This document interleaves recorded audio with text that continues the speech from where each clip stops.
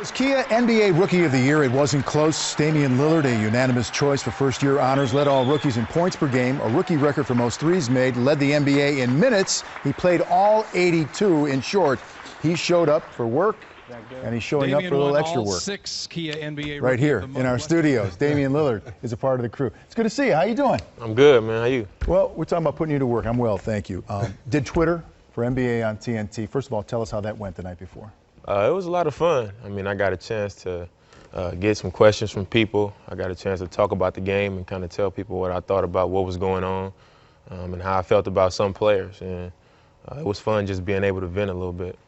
It was great to watch you come in, and I think the guys would agree. When you play quarterback now, you're that point guard position, it's a dynamic position in terms of scoring for so many teams. So how did you strike that balance between being the guy who's the offensive guy, take it to the basket, score, and being a facilitator as well?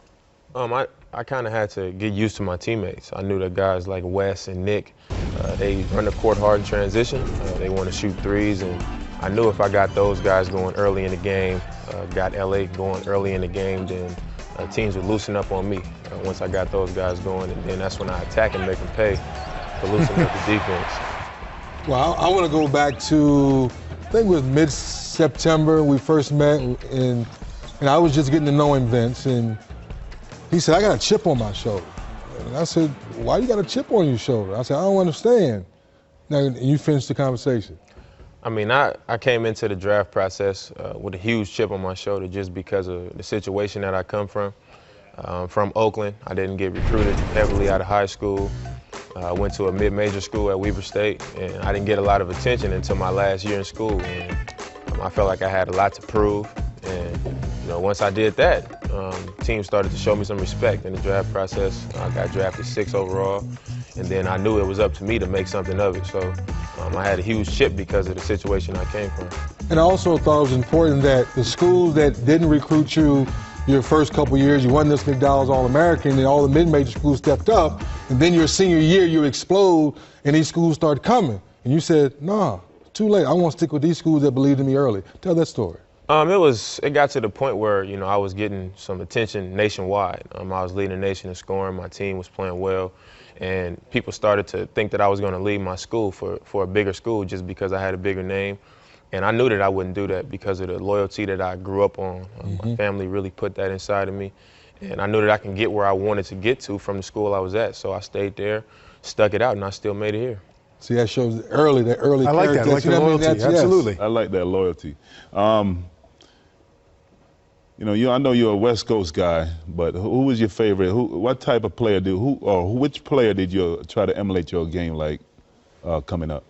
I didn't really try to emulate anybody. I was a fan of a lot of guys, especially GP because he's from Oakland, and he definitely showed people that, the toughness from Oakland and how we, a little bit of trash talk, competitiveness and that fire. But I was a big fan of Allen Iverson too because he was close to my size. He could score the ball.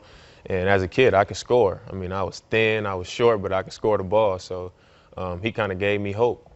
Do you talk a lot of trash like GP though?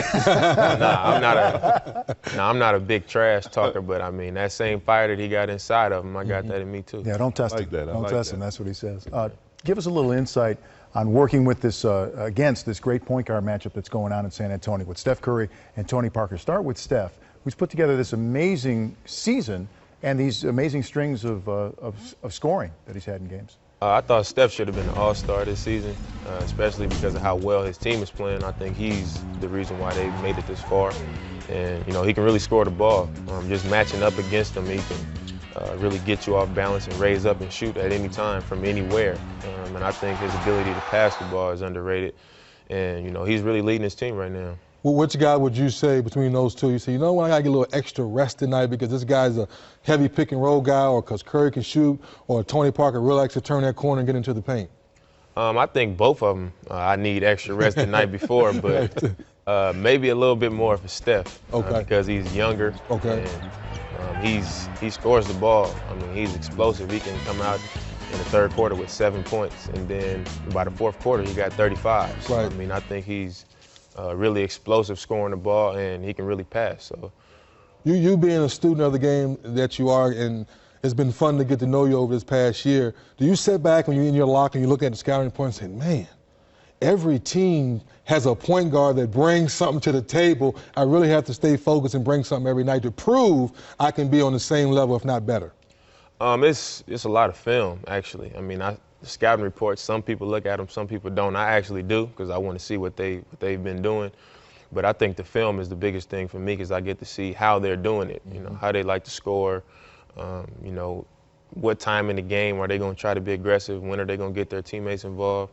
And for me, it's just going out there and making sure I match up with them, and not let them outplay me. So the biggest thing is to go out there and compete against the opposite point guard.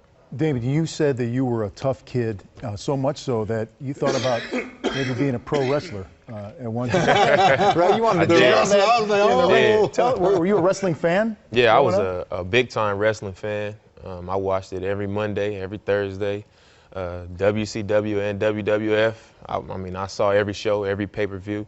And as a kid, that's what I wanted to do, because I was so infatuated by it. And, as I got older, I started to see some things that didn't rub me the same way as when I was a kid. And that's when I kind of fell in love more with sports. Right. Killer Lillard. Killer Lillard. Ooh, from the high rope. From the high rope.